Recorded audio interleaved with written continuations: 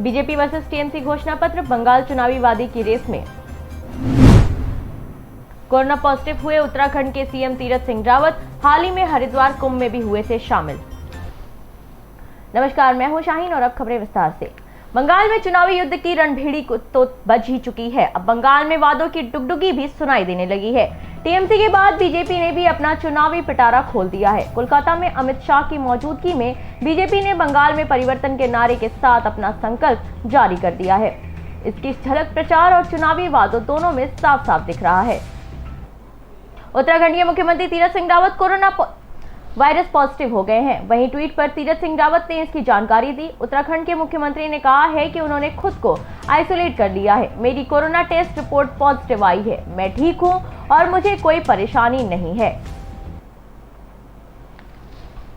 राजस्थान के झालावाड़ जिले में आदिवासी भील समाज के युवकों ने अपनी मांगों को लेकर धरना कर रहे हैं। वहीं ज्ञापन में 12 जिले के शहरी आदिवासियों को जनजाति में शामिल कर सरकारी नौकरियों में स्पेशल कोटा की मांग की है और हरियाणा सरकार का तर्ज पर जनजाति कोटे में कैटेगरी बढ़ाई जाए। वहीं समाज के लोग 12 मार्च से आरक्षण की मांग को लेकर आमरण अनशन पर बैठे हैं।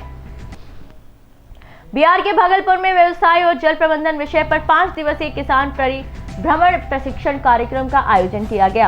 इस अवसर पर संयुक्त निदेशक अरुण कुमार सिंह ने कहा है कि किसानों को आत्मनिर्भर बनाने के लिए सरकार की ओर से एक प्रयास है।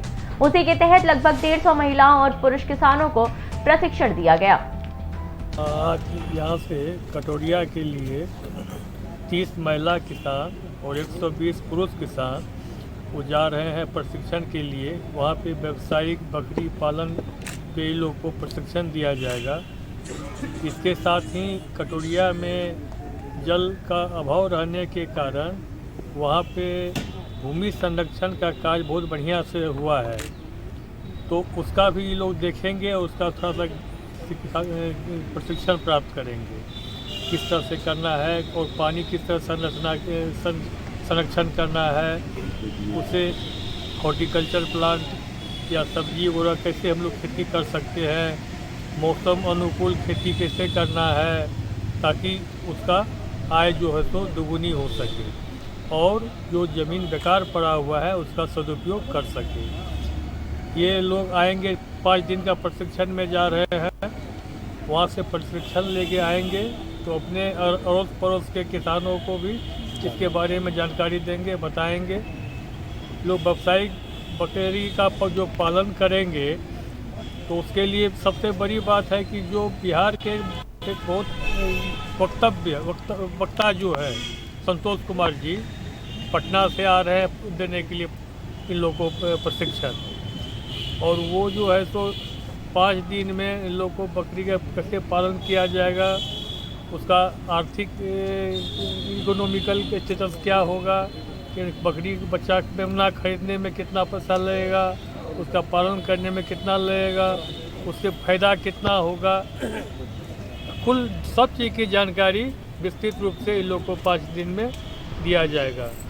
और इसके बाद ये लोग आकर के अपना खेती करेंगे, अपना पशुपालन बकरी पालन करेंगे ताकि इसको वहाँ से एक बात और इन लोग को वहाँ से एक प्रमाण पत्र दिया जाएगा, जिस प्रमाण पत्र के आधार पर ये पशुपालन विभाग से इन लोग को लोन भी मुहैया कराया जाएगा और उस पर सब्सिडी भी इन लोग को दिया जाएगा। तो इसी उद्देश्य से सब लोग जा रहे हैं, हम उसके भविष्य की कामना करते हैं। धन्यवाद। बिहार के भागलपुर में वी केयर संस्था द्वारा प्रोजेक्ट प्रकृति मुहिम के तहत हृदय स्थली सैंडिस कंपाउंड में दर्जनों पेड़ों में कीटनाशक दवाई का छिड़काव किया गया। इस अवसर पर पारस डेंटल केयर के सहयोग से निःशुल्क डेंटल चेकअप शिविर का आयोजन किया गया, जिसमें पहुंचे सैकड़ों लोगों ने अपने दांतों की जांच करवाई। हमारी संस्था के तहत प्रोजेक्ट प्रकृति मुहिम के तहत पिछले सप्ताह रविवार से सैंडिस कंपाउंड में जितने भी पेड़ लगे हुए हैं उसमें जो दीमक लगी हुई है उसकी सफाई कर उसे चूना किया जा रहा है और साथ ही दवा का भी छिड़काव किया जा रहा है पेड़ों में। और ये मुहिम अभी अनवरत जारी रहेगी। और साथ ही आपको बता दें कि हमारी संस्था के द्वारा आज सैंडिस कंपाउंड में 7:30 बजे से डेंटल कैंप का भी आयोजन किया जा रहा है। और आप तमाम शहरवासियों से भी आग्रह करेंगे कि आप लोग प्रोजेक्ट प्रकृति मुहिम से जुड़ें और पेड़ों को पहले बचाएं। नए पेड़ों लगाने से बेहतर है कि पुराने पेड़ों को बचाएं और उनकी सुरक्षा करें। ये कब तक चलते रहेगा? मुहिम अभी जारी रहेगी, ऐसा कोई फिक्स नहीं है कि आगे कितने दिनों तक चलेगा। शहर के सारे पेड़ों जहाँ चाहे हवाई अड्डा हो या सैंडविच कंपाउंड हो या और भी जगह जहाँ जहाँ होगा वहाँ पर हम लोग पेड़ों की सफाई कर उसे चूना करने का काम करेंगे। परिचय दें। नितेश चौबे, अध्यक्ष VK। बिहार के भागलपुर में युग परिषद के तत्वाधान में पंडित श्रीकांत मिश्रा के शताब्दी वर्ष 2021 सम्मान समारोह का आयोजन किया गया।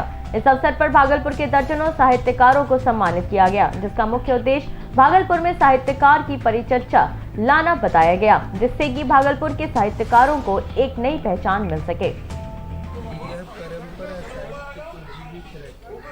इस शहर के साहित्य माध्यम कहीं से भी शुरू हो, शुरुआत कहीं से भी, लेकिन हम उस छोर को देखना चाहते हैं जहाँ हमें पहुँचना। यात्रा प्रारंभ हुई, पता नहीं कब तक चलेगी, और ये चले चिरकालिक यहाँ के साहित्य को प्रोत्साहन मिले। माध्यम कुछ भी बन सकता है, चाहे वो मुझसे शुरुआत हो, किसी और से शुरुआत हो, आगे कोई और से शुरुआत हो, लेकिन इससे एक बड़ी बात है, आप जो अभी बात कर रहे थे, आपको ये बता देते हैं कि इस शहर को आप अपने कब्जे में रख सकते हैं, क्योंकि जब तक संवेदनाएं होंगी तब तक शहर जिए, और साहित्य संवेदना को जीवित रखता है। क्या देख रहे हैं सरकार? बहुत बढ़िया है, बहुत लोग लिख रहे हैं, धुआंधार लिख रहे हैं। और आपको एक बात बताते हैं कि ये सवाल मुझसे किया गया कि आप क्या लिखते हैं। सबसे बड़ी बात है कि मैंने ये कहा था कि जो मैंने जिया है वही लिखा, और जब लोग जीने लग जाएंगे, दरअसल जीने की प्रक्रिया में, तो साहित्य खुद जीने। सोशल मीडिया का क्या प्रभाव देख रहे हैं साहित्य के ऊपर, अच्छा या बुरा, क्या दिख रहा है? नहीं, सोशल मीडिया का कोई बुरा प्रभाव नहीं है। सीधी बात है कि सोशल मीडिया से सरोकार बढ़ेगा। फेसबुक ने फेस हटा दिया, फेस नहीं है फेसबुक में, लेकिन फेसबुक से जुड़े आपको पता ही नहीं है कि आपके कितने दोस्त हैं। आप खाली बटन पे उंगली दबाते हैं, दोस्ती हो जाती है। अब वो अच्छा है बुरा है, चुनाव की कोई समस्या नहीं, फेसबुक अपना काम कर रहा है। आप एक कविता लिखते थे, लिख करके लेके घूमते रहते थे कि कौन पत्रिका चाहते थे। अब आपने तुरंत फेसबुक पे डाला, बटन दबाया, कविता चली गई, कमेंट आने शुरू हो गए, और कमेंट जो है वो आपको बताते हैं कि आपके सरोकार कितने हैं। क्योंकि कविता पे कोई बात नहीं करता है, बधाई, बहुत अच्छा, दीदी आप कैसी हैं, ये सब कविता में साहित्य। तो सोशल मीडिया पंडित निशिकांत मिश्र ने 1943 में की थी। उसका उद्देश्य भागलपुर की कला, संस्कृति, सामाजिक सौहार्द, इन सब चीज़ों को बचाना था और उसे संवारना था। इसके तत्वावधान में बहुत सारे कार्यक्रम होते रहे अखिल भारतीय संगीत सभा में, जिसमें कि उस समय के सभी जाने माने कलाकार, बिस्मिल्लाह खान साहब हों, सितारा देवी हों, गोदई महाराज हों, बिरजू महाराज हों, वो लगातार यहाँ आते रहे। पृथ्वीराज कपूर अपने थिएटर के साथ यहाँ आए, उनके साथ राज कपूर, उनके साथ शम्मी कपूर, सब लोग भागलपुर आए। इस तरह के कार्यक्रम निरंतर भागलपुर में चलता रहा, और ये उपज हमारे स्वतंत्रता संग्राम के काल की है, जबकि चरम पर भारत छोड़ो आंदोलन चल रहा था। उस समय भारतीय संस्कृति को फिर से बचा पाना किसी भी क्रांतिकारी के लिए बहुत मुश्किल था, और उस दौर में इस चीज़ को शुरू किया गया, और ये लगातार अभी भी, ये हम लोगों के माध्यम से कहिए या सभी के माध्यम से, ये अभी भी इस पर निरंतर कुछ न कुछ काम होता चला जा रहा है। कला के क्षेत्र में भी काम हो रहा है, साहित्य के क्षेत्र में भी काम हो रहा है। उसी कड़ी में आज का कार्यक्रम था, जिसमें हम लोगों ने साहित्य सम्मान देने का काम किया, और आने वाले समय में जो हम लोगों के और कार्यक्रम हैं वो आप लोगों को उसके बारे में सूचित किया जाएगा। जैसे अभी हम लोग भागलपुर के जितने भी साहित्यकार हैं, हर भाषा के साहित्यकारों को हम लोग एक जगह जमा करने की कोशिश कर रहे हैं। बिहार के मुजफ्फरपुर जिले में अपराधियों का मनोबल चरम पर है। आपको बता दें कि बीते दिनों जिले के विभिन्न थाना क्षेत्रों में 3 गोलीबारी की घटना हुई है, जहां रजिस्ट्री कार्यालय में कार्यरत एक कर्मी की बीती रात अज्ञात अपराधियों द्वारा गोली मारकर हत्या कर दी गई। दरअसल घटना थाना क्षेत्र के रामपुर काशी के समीप की बताई जा रही है। जानकारी के अनुसार मृतक व्यक्ति की पहचान अब्दुल कुद्दूस के रूप में हुई है, जो मुजफ्फरपुर निबंधन कार्यालय में कार्यरत था। वहीं घटना की सूचना मिलते ही पुलिस मामले की छानबीन में जुट गई। हाँ मंजारी थाना पे ये कल घटना हुआ है।